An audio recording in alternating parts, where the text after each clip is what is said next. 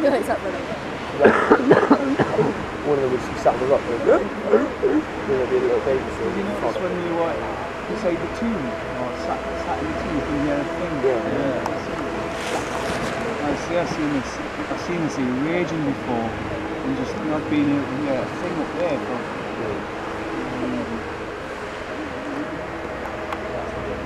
excellent to see them. See these birds here? They're fulmars. Not skulls, they're fulmars. They're never going to crack in a row.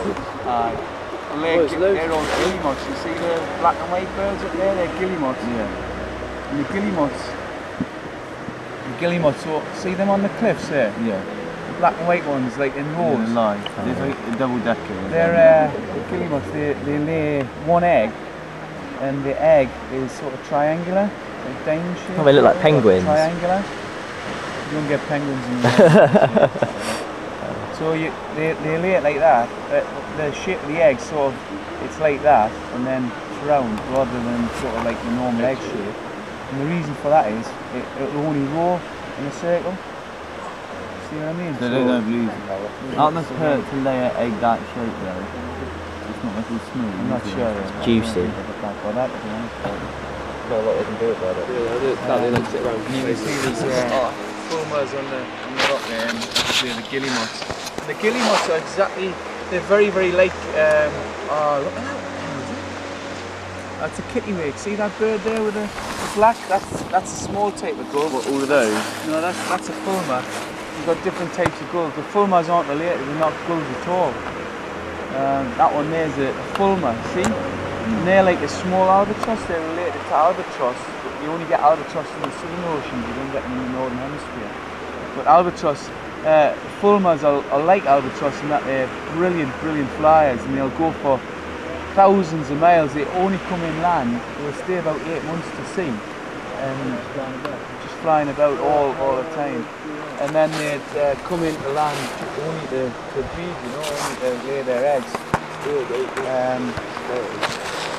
The fulmars, you can see that bird up there, that's a gull, that's a different, the seagulls as you call them, there's about 10 different species of gull in Britain. There's lesser black-backed gull, grey black-backed gull, herring gulls, common gulls, black-headed gulls, so there's a whole range of... Takes a photo. That's now recording. It's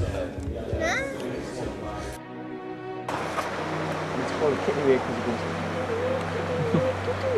That's the noise it makes, but they're mega clean. See, that's a great black-backed gull there. Yeah. The size of it, and they're right bastards. The whole wingspan's all black. They're real bastards. That's about 6 foot across, and you can see it's a completely different thing to those fulmars there. They're the great tiny, those black-backed little gulls. white ones. Yeah, they're tiny. That one there, you see that one there, this one coming over, that's another different type of gull. What's this one coming towards it? That's called a herring gull there, can you see it? Them two are herring gulls. So they're different types of gulls there. It's got like a wing pattern as well, like... Yeah, that's a fulmar again. So the fulmars are always, they're mega straight. You see, they're like gliders, their wings. Cool. Brilliant gliders. And if it's stormy and you're out to sea, the fulmars are beautiful. Excellent. That's a fulmar. And they've got a different face totally. They've got a tube on the top of their bill, which they can squirt an oily sort of muck at you. And they can use that as protection against things like white-tailed eagles or whatever that they're trying to come and get them, or great black-backed gulls that try and get their chicks. They can squirt this, and obviously it'll kill them because it'll get on there, and they'll not be able to fly if they get oil on their feathers. So most of these are fulmars, but out to sea, I don't know if you can see right out to sea there's like rafts of birds. Right, there was a raft of birds over they've gone now. But cormorants are exactly, the guillemots in that are very, very similar. Look! The guillemots. In fact, I'd sort of come back up the way from there. Just be careful. If you slip there, you're going to slip, and then you're going to sort of fall a bit, and then you're going to die, alright? So you're going to have a good 5 seconds to think about it before you die, rather than just falling off a cliff. So you know the guillemots, very similar to puffins, but we don't get puffins in the northern hemisphere because the northern hemisphere is the Arctic in the northern hemisphere is ringed by a landmass. Most of the landmass is on the northern hemisphere, whereas the southern hemisphere, to get to the Antarctic, you've got to swim. There are no land predators on the Antarctic, and that's why guillemots don't have to fly. Whereas guillemots, which are they fill exactly the same ecological niche in the northern hemisphere. Guillemots or auks is, you know, the sort of broad definition of them. Things like puffins, we've seen puffins, yeah? Same sort of family as auks. Underwater, you want to see them flying underwater, they're amazing.